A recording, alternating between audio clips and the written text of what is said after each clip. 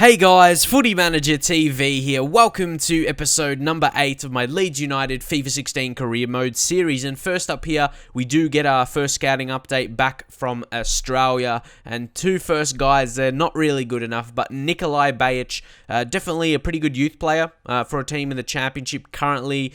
Usually when I'm a top 4 team, like Premier League or any other top European league, I like the potential minimum to be at least 70. But because we're a Championship side, his potential, I'd like to think, will at least be in the low 80s. And even if it was high 70s, depending on his attributes, it just really depends what it's going to shorten down to be. But yeah, seems to be a good player so far. And his overall looked alright. It was a minimum of 50 and maximum of 68. So he could be close to low 60s. So we'll have to see anyway when he gets to the U squad. But he looks like a good type. But also, I wanted to update you guys on something. I haven't updated you in this series, obviously, for a couple days with a video.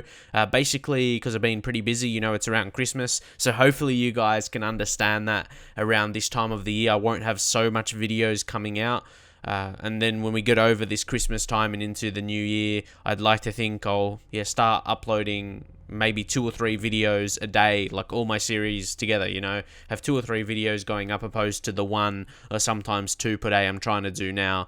Still very busy though, so I just wanted to update you guys so you can understand that pretty much. So yeah, I would appreciate if you could understand. If I don't upload for a couple days, don't worry, I'm trying to find the time to, most definitely. But in this game so far, there hasn't been too many convincing chances for both teams, really. Even there, that's a bit unlucky. I was trying to clear it, then our play got in the way so we can see the corner. So Moat now, he picked up a knock before, so we're going to sub him out. Don't want him to get a huge injury, so we'll take him off. We'll bring on Lewis Cook. Lewis Cook is a great English talent. Both those guys as well, both English lads. So they're going to be part of the team in the future, of course, to be realistic. But yeah, he's got that injury. Seems to have a bit of a sore shoulder. Yeah, sore shoulder. It seems like for Moat. Hopefully he will be alright. You can see behind him as well. There's Dongu. He's warming up. Who'd usually come on in the last 20 minutes or so, use the pace. And yeah, use it pretty effectively like you've seen so far this season. So final 30 minutes. Can we create something? We've been so good this season, and I want to continue that form. I want to keep winning games and being unbeaten for the most part. As many games, I can avoid defeat as possible to maintain the position we are in. So we're going to try and clear it here. We did all right to win the ball back, but then Wood here, you'll see, just gives the ball away really poorly, and it's going to give them an opportunity. It's Bowditch out wide here. Can he get the cross in? He doesn't, and we give away another foul. It's one of those 50-50 ones where it's just kind of nudging them and not on purpose as well. Like I wasn't even meaning to tackle them. It's just, one of those ones when you're trying to use the strength, but it just gives away a foul. So here is a time we're going to bring on Dongu Safak. So hopefully we can defend this chance and then we can push on, hopefully go for a goal in the final 30 minutes. You know, Dongu Safak is the man to do that, the super sub with his pace. And he's just not a pacey player. It would be reckless to sign him just because of his pace. He's a really good finisher, you know, with his shot power. And we're still in the process of also training him. He's a guy that can grow with his potential as well. Obviously coming from Barcelona, who have a bit of potential in him. But firstly, we have to defend this set piece, and it was fairly easy. Silvestri been so good this season in goals, and he could be good enough for the Premier League once we do get promoted into the Premier League. I think he will be good enough, but I'll probably need another signing, whether it be a younger guy with potential to compete with him. But we are going to pick up a free kick here. There was a foul given away by Dean, their captain. He's the I feel as though captains give away a lot of fouls, but a lot of captains are defenders, so that could be it. But Wood, that was a very dangerous header from that kind of range. Obviously, it's a big part of his game, being a big aerial threat, but maybe a final chance, final couple of minutes. And Chris Wood, the man I was talking about with the header, he is so good in the air. But how about Byram as well? Without him, that would not have been a goal. That was, so inspirational. Like, he really wanted that. There was like, he wanted that more than the opponent pretty much. He used his strength to win it back. He doesn't have a lot of pace by him. He's one of those average guys with about 70s for his physicals, but he just wanted it more. He won the ball back. He used his strength really to make sure he could have got past and then got the cross in. Perfect cross as well. Sometimes they can be a bit too close to the goalkeeper, but was right on Chris Wood's head and he was able to finish.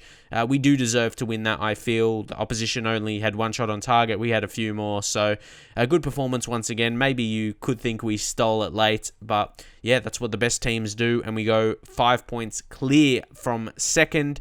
Another training session right now. A lot of big players for us. First teamers that are younger. Any decent ratings? Not too many, but look at that. Boscagli continuing to develop. I really want to beef up those defensive attributes, get him closer to 80 as soon as possible. And here's the squad rankings. You can see the top three are defenders. Well, yeah, the goalkeeper, Silvestri, and then, yeah, a couple defenders as well. Byram at right back and also Bamba. So, doing pretty well. Sam Byram, see his attributes there. Boscagli already gone +3 this season because don't forget he's 17. So it's a mix of basically playing most games with Boscagli and then we're training him as well. So he's got +3 already.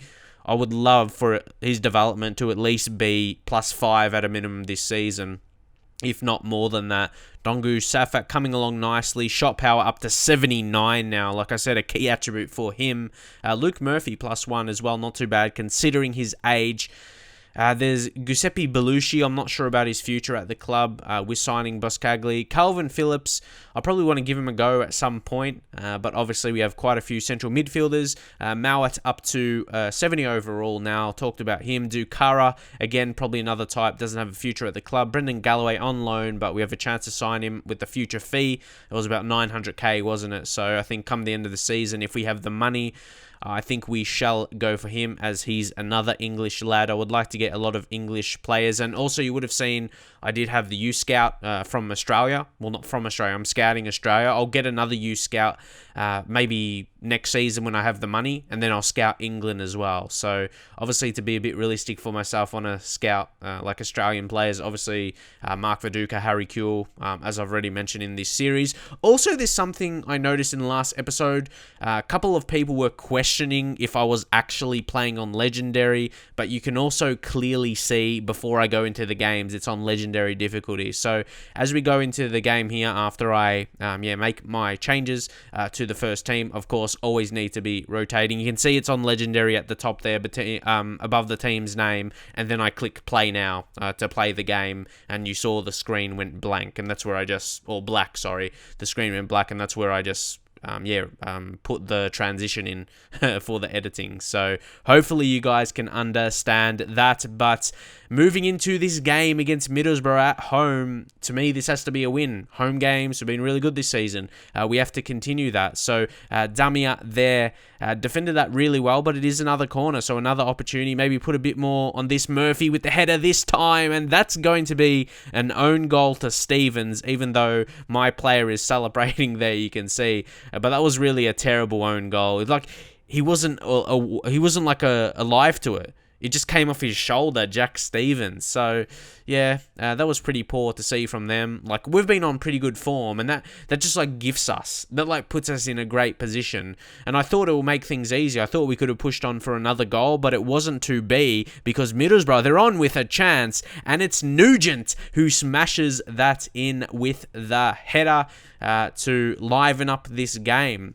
Usually when I score the first goal, I can push on and score another. Wasn't to be the case today. Middlesbrough always kept themselves in the game, defend well, and then, yeah, they took their chance there.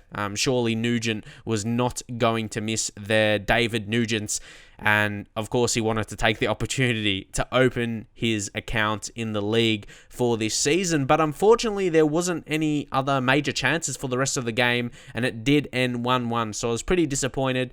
We did have a few chances, but as I mentioned, nothing too clear cut, unfortunately. And you can see some other results in the championship there. Not too many relevant results as we are at the table. We're at the top of the table right now.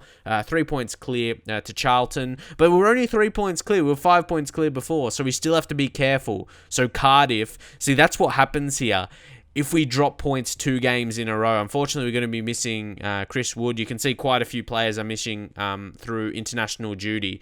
So maybe that will affect us. Maybe if we only get a draw, or imagine if we lose, we're playing away from home, that could be the case again. I definitely wouldn't want that, because then it just opens a opportunity. It gives other teams opportunity to catch up to us, which I don't want. We've got to be relying on someone like Dukara coming in.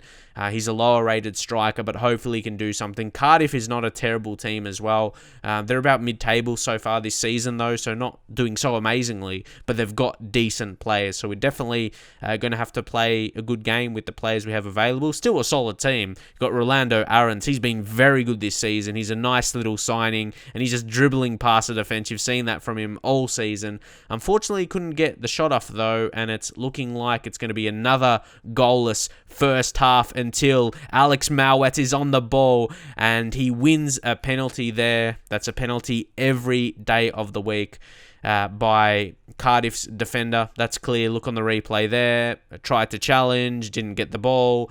So he slid in too late where he went for the challenge, and he wasn't too happy with that, obviously.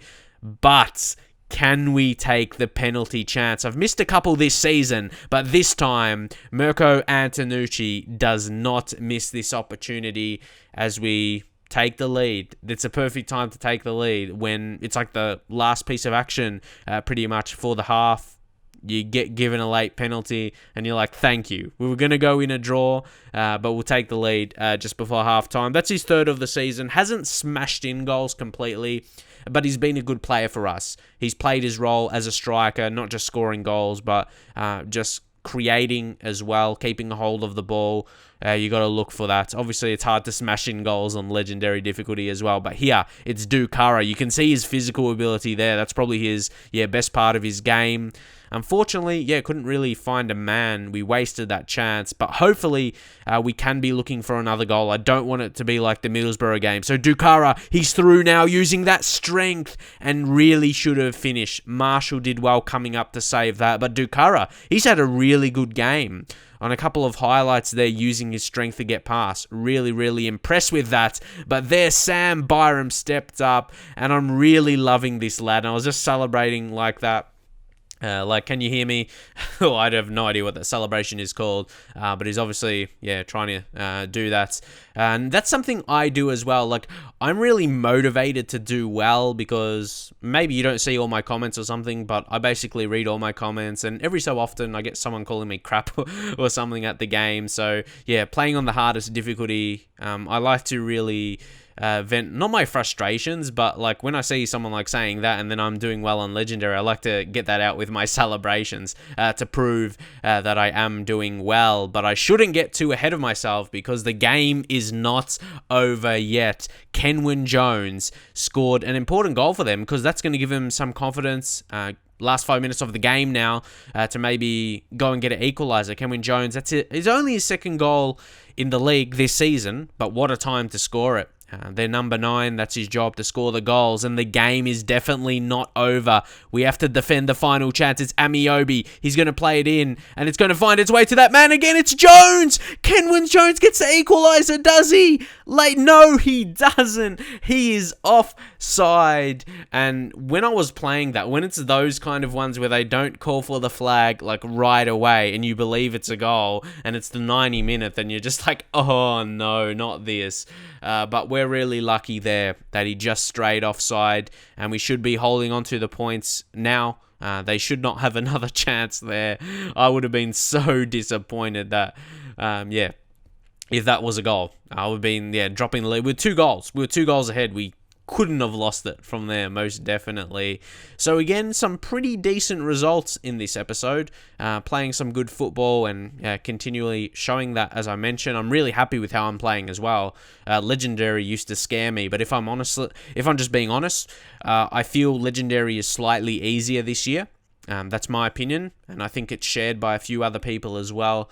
Legendary is a tad easy, but I like that. This is where I'm praising EA. Thank you, because I can actually play on the hardest difficulty on the game now and enjoy it. I used to not enjoy Legendary. Not that I wouldn't win. It just wasn't fun. Legendary wasn't fun for me, but now it is. The games feel actually realistic.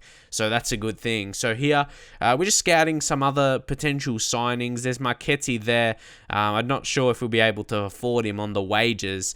Like if you go for a pre-contract in January, we'll have to get some money out of nowhere. Marcos Alonso may be a potential type though, but right now we don't have so much money on the wages, so you've got to be mindful of that. So again, we've got the lead of 5 points from Hull City, so that's really, really good. I want to go to win the league, and you can see we've actually got some important games coming up. We've got Tottenham in the Capital One Cup, round of 16. Again, did really well to get that far, but can we beat Tottenham? That's a real test. I can't wait to play that game. But if you would like to see more Leeds United FIFA 16 career mode videos, drop a like on the video if you enjoyed it. Don't forget to share with your friends as well, and I'll see you guys in the very next episode.